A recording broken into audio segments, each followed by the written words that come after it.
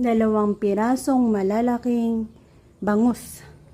Yan ang ating linisin. At magiging recipe rin ito na ating gustong ibahagi sa inyo lahat.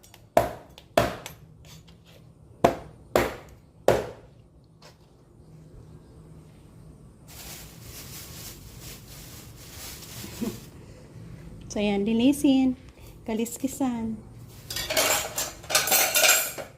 Gamitin ang kutsara pang kaliskis. Easy lang, oh, ganyan lang. Pag kutsara ang ating gagamitin. So, wag ko na kayong isabay dyan. Medyo kasi matalsik ang i-running water ko siya sa pagpupugas para walang talsik.